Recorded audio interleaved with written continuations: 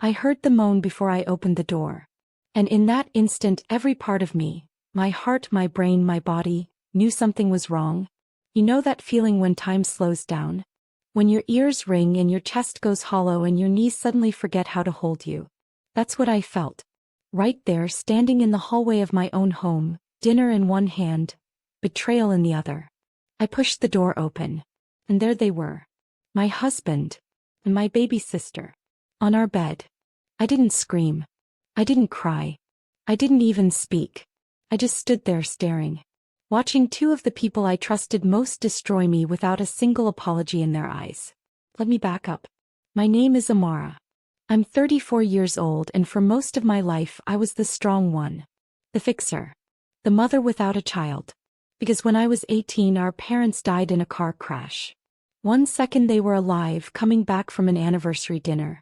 The next, I was holding a crying 3-year-old girl in my arms while lawyers told me to figure it out. So I did. I dropped out of university. Took 2 jobs. Fed her. Bathed her. Walked her to school. Wiped her tears when she cried for a mom she barely remembered.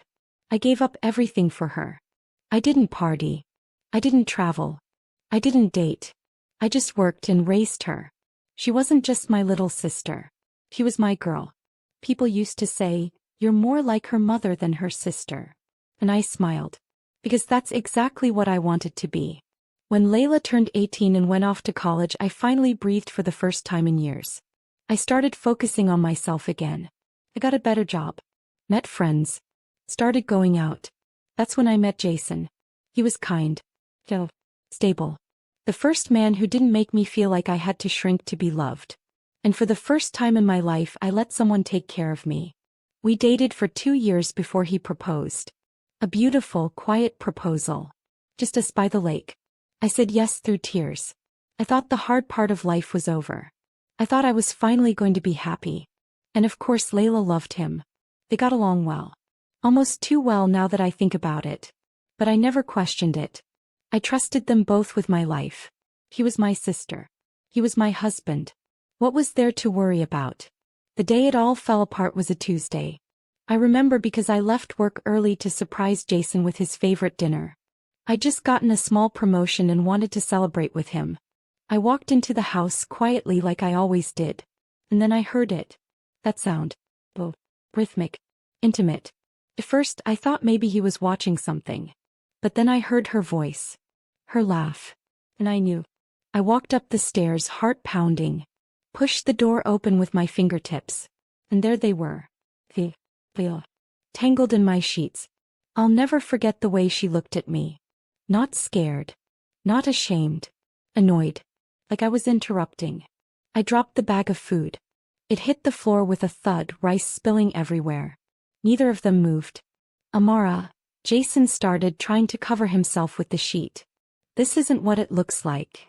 But it was exactly what it looked like. My husband was sleeping with the girl I raised. The girl I gave my entire life to. The girl who used to call me mommy when she had nightmares. And now she was staring at me like I was the enemy. That's when I realized something. This wasn't new. This wasn't a one-time mistake. They'd been doing this. Probably for months. Maybe years. And I had been loving both of them with my whole heart. Feeding a snake. And sleeping beside the other one. Everything inside me shattered. But I didn't scream. I didn't cry. I just turned around, walked out of the room and closed the door behind me. They thought I was weak. But I wasn't. I was just quiet. And quiet women don't break. We burn. I didn't sleep that night. Not even for a second. I lay on the couch in the living room staring at the ceiling fan spinning slow and steady, completely numb. The house was quiet but not peaceful. It was the kind of silence that screams. Every creak of the floorboard upstairs made my stomach twist, knowing they were up there together. Probably whispering. Probably planning what lie to feed me next. Probably laughing at how blind I'd been. My hands were clenched so tight, my fingernails had dug into my palms. I didn't notice the blood until morning. At 6 a.m. Jason came downstairs. He had the audacity to sit on the armrest of the couch, like we were still some cozy couple having a bad night. He cleared his throat. "Can we talk?" I turned my head slowly. I didn't speak. He looked nervous. Good. It wasn't supposed to happen like this, he said. I blinked at him. Like what? Like you screwing my sister in our bed. He winced. It was never planned. This happened. You were always so busy. So tired. And Layla, she understood me. My laugh came out dry and hollow. So I was too busy holding up this entire house, paying bills and raising your ego for you to stay faithful? He tried to reach for my hand. I pulled away so fast you'd think he was poison. Because that's what he was. Then Layla walked down. Wearing my robe. That same pink satin robe I wore the night I told Jason I loved him for the first time. She looked at me, eyes puffy like she'd spent the night crying. But there was no apology in her face. Just that same blank look, like she was the victim. I didn't want you to find out this way, she mumbled. I stood up slowly, and for the first time in years, I saw her not as my baby sister, but as a grown woman with a knife in her hand, and it was already buried in my back. How long? Asked my voice calm. Too calm. She hesitated. Jason looked at her. I repeated it louder this time. How long? She sighed. Almost a year. My knees buckled. I had to grab the table to stop myself from falling. A year. A full year of family dinners. Of holidays. Of watching me kiss him. Watching me trust him. Watching me plan a future while she was stealing it right out from under me. And the worst part? I let her in. I brought her into this house when her apartment flooded. I gave her my spare room. I let her cry on my shoulder when a guy ghosted her. I cooked for her. Bought her skincare. Paid her phone bill. She was my baby. And she watched me love him, while she was loving him behind my back. I didn't speak another word. I went upstairs, grabbed my bag, packed a small overnight case and walked out of the house I built with my own 2 hands. I didn't tell them where I was going. Because I needed space.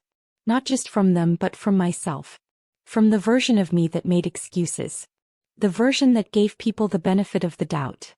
The version that thought love was supposed to hurt sometimes. I drove 3 hours to the coast. Checked into a small no-name hotel with peeling paint and old carpet. I laid on the bed, staring at the ceiling. And for the first time since my parents died, I let myself fall apart. Ugly sobbing. Screaming into pillows. Gasping for air between waves of grief that wouldn't stop crashing into me. Because this wasn't just about a cheating husband. This was a betrayal that touched every layer of my life. My role as a sister. As a wife. As a woman. Everything I had built, gone. But somewhere in that hotel room, between the 5th and 6th wave of sobbing, I stopped crying. Something in me just hardened. I looked in the mirror and saw someone I hadn't seen in years. Not the soft-hearted caretaker. Not the self-sacrificing sister. I saw a woman who was done. Done being used. Done being too good. Done letting people walk into her life and treat her love like some free buffet. I whispered to myself, you want him? You can have him. But you'll choke on every piece. That night I began planning. Not screaming. Not slashing tires or burning clothes. No. This revenge would be quiet. Elegant. Precise. Because I knew something they didn't. Every account was in my name. Every credit card. The mortgage. The utilities. The insurance. That man walked around like the king of the castle. In a house I paid for. And as for Layla? She was living off me. Still in school.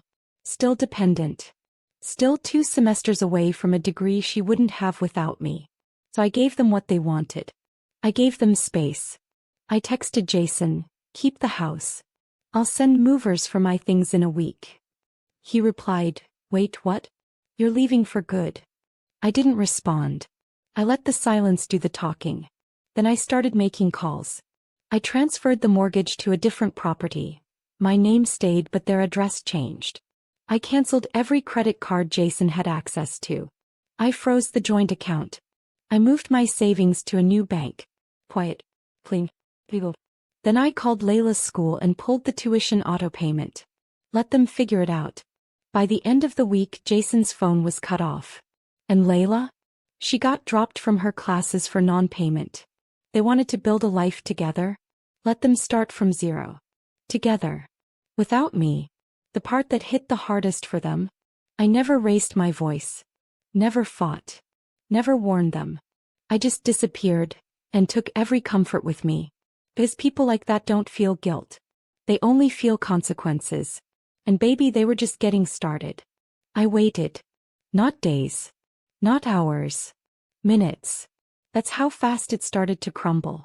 Jason's first text came on a Thursday afternoon, exactly 2 hours after I froze the accounts. Hey babe. Something's wrong with the card. Can you check? Babe. He still had the nerve. I didn't reply. Just watched the dots pop up then disappear. Then another message came in. Actually, I think our bank got hacked. I tried to get gas and it declined. Can you call them? I smiled. The audacity. Still expecting me to fix the chaos. Still assuming I was the one holding the umbrella, shielding them from the storm.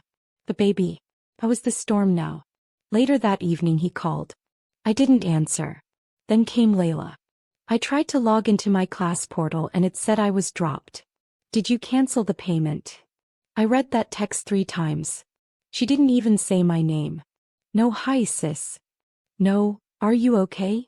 Just a panicked demand, like I was a machine built to make her life comfortable. A machine that had simply malfunctioned.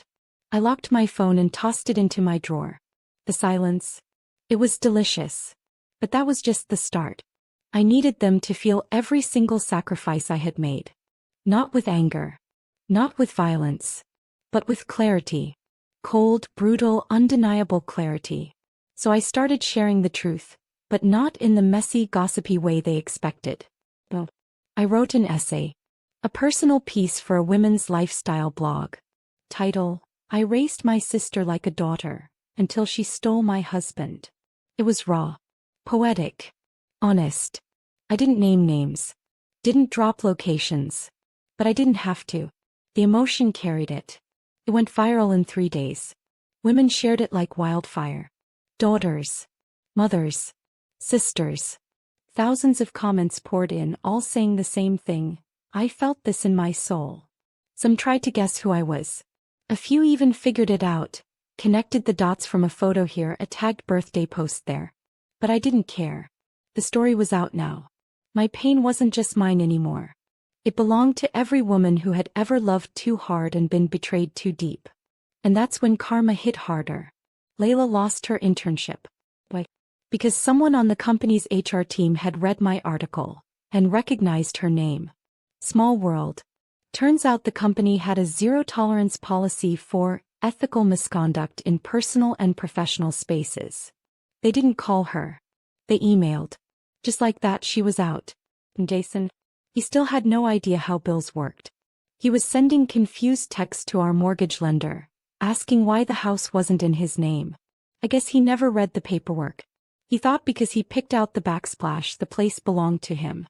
He tried to lawyer up. That was cute. His attorney took one look at the documents, saw everything in my name and told him the truth. You're not entitled to anything. He didn't even qualify for spousal support. I had receipts for everything. Proof of every deposit, every payment, every single dime that had gone toward his life. All from me. He was nothing without my money. And Layla? She was nothing without my shelter. 2 months after I left, I heard from a mutual friend that they'd moved out of the house and into a tiny 1-bedroom apartment in a sketchy part of town. Jason started working part-time at a gym. Layla was taking a semester off to focus on her mental health. They called it a fresh start. But it wasn't fresh. It was fallout. They were living in the ruins of what they did to me. Meanwhile, I was flourishing. I went to therapy every week. Started a YouTube channel. Not one where I cried or named names, but one where I talked about healing after betrayal. Financial independence. Rebuilding after being broken. It grew fast. Thousands of subscribers. Women sending me messages like, "You gave me the strength to leave," and "Your story saved me." I was no longer just the sister who was betrayed. I was the woman who survived it and turned it into a platform. And then, the final nail. A podcast invited me on. A big one. We talked about betrayal, boundaries, and why women stay too long in broken homes. I told my story again, this time with power.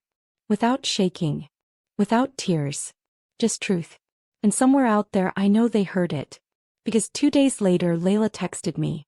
Just one line. I miss you. I stared at that text for a long time. It didn't make me sad. It made me proud. Because for the first time in her life, she had to sit in the pain she created. She had to sit with the version of herself that I had shielded the world from. And that version wasn't so lovable after all. I didn't respond. Because my silence was the closure. And their downfall wasn't revenge. It was justice. I didn't reply to her text. I didn't say, I miss you too, or, I'm glad you finally feel something. Because the truth is I didn't miss her. I missed who I thought she was. But that girl, he never existed. She was a version of her I created in my mind. A child I raised with love and sacrifice. A sister I protected from every storm, except the one she became. And I had mourned her. That's what nobody tells you about betrayal. It's a funeral with no casket, no flowers, no goodbye. Just grief. Just silence. Just a hole in your chest that you eventually learn to live around. I had already buried what we were. So I left her text unanswered and I lived my life. I traveled. I booked a solo trip to Morocco and spent 10 days journaling under desert skies. I met women who had been through divorces, losses, heartbreaks, and built empires out of pain. One woman said to me, sometimes we're forced to lose what we love, to remember what we're capable of. I wrote that down. Taped it to my mirror. When I got back home I was a different person. And the world noticed. I got offered a brand deal from a wellness company. They had seen one of my videos about healing after family betrayal, and wanted me to be part of their Reclaim Your Life campaign. I said yes. Not for the money. But for the woman I used to be. The one who thought she had to shrink to be loved. Who thought her worth was tied to how much she gave. Who confused loyalty with self-destruction. That woman was gone. And in her place stood someone who had walked through fire. And kept walking. But meanwhile, Jason and Layla were falling apart. It started with whispers. A friend of a friend told me they were fighting all the time. That Jason had started pulling away, blaming Layla for ruining his life. Saying she pressured him, that he didn't mean for it to go this far. Typical. When a man has no power left, he rewrites history to make himself feel bigger. Layla apparently was spiraling. Posting vague quotes on Instagram. Crying on close friends' stories. And then, one day she posted a photo of the two of them, and the comments were brutal. Women dragged her. Not because I told them to, but because the truth always finds a way to speak. And when it does, it echoes. They called her a homewrecker, a user, a traitor. Someone even commented, "You betrayed the only person who ever loved you. Enjoy the guilt." She deleted the post. Deactivated her account. She was unraveling. I didn't say a word. Not one post. Not one text. Not one screenshot. Because silence is not weakness. Silence is power in its purest form. And karma doesn't need a megaphone. Jason messaged me not long after. Said he was sorry. That he messed up. That he couldn't stop thinking about how good we had it. I laughed. Out loud. Right there on my couch. This man had destroyed a home. Burned down trust. Slept with the only family I had left. And still thought he could come back. They always come back. When the excitement wears off. When the forbidden becomes familiar. When they realize the grass wasn't greener, it was fake. AstroTurf over a pit of snakes. I didn't respond. He sent another message 2 days later. Just one word, please. I blocked his number. That same week I got invited to speak on a panel about rebuilding after relational trauma. There were therapists, advocates, women from all walks of life. And me, the girl who once gave up everything for her sister, and then found everything in herself. As I stood on that stage, lights hot on my skin, mic in hand, I realized something. They broke me. Yes. But they also built me. Because when you lose everything, you find out what you're really made of. Me. I was made of steel. Love made me soft. Betrayal made me sharp. And healing made me whole. I told that room full of women that the best revenge isn't pain for pain. It's peace. It's becoming everything they said you'd never be without them. It's not burning their house down. It's building your own mansion so big, their opinions echo like whispers outside the gate. Layla never apologized. Not properly. Not genuinely. But I didn't need her to. Because I had outgrown the version of me who needed closure. I was the closure. She and Jason faded into the background like bad dreams. Last I heard they broke up. Not with a bang. But with a whimper. A quiet, slow death just like their relationship began. Secret. Shameful. And destined to rot. Meanwhile I was just getting started. I stopped counting the days since it all happened. At some point the memories stopped stinging. The flashbacks got less frequent. I could walk past our old favorite restaurant without flinching. I could wear the perfume Jason used to love without feeling like I was betraying myself. That's when I knew. I wasn't just healing. I was free. And freedom tastes better than revenge ever could. I started mentoring young women. Not in a preachy guru kind of way. Just real conversations, over tea through DMs on Zoom. I'd tell them, don't let love make you forget who you are. I saw so much of myself in them. The overgivers. The pleasers. The ones who keep showing up for people who would never cross a room for them. I used to think strength was staying. Now I know it's leaving. One girl said to me, "How did you forgive them?" I didn't hesitate. I didn't, I said. I just stopped needing to. Forgiveness is optional. Healing is not. Some wounds don't need closure. They need distance. Boundaries. Silence. And that's exactly what I gave them. I heard through a friend that Layla had moved back in with our aunt. Said she was taking time to work on herself.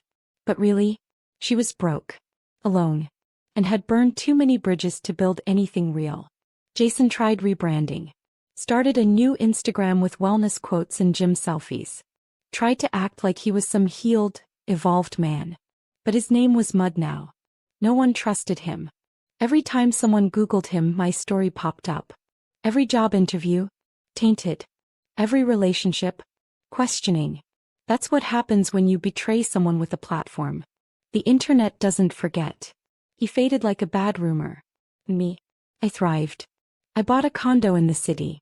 A space that was mine and mine alone. Light poured in through floor-to-ceiling windows. My books lined every wall.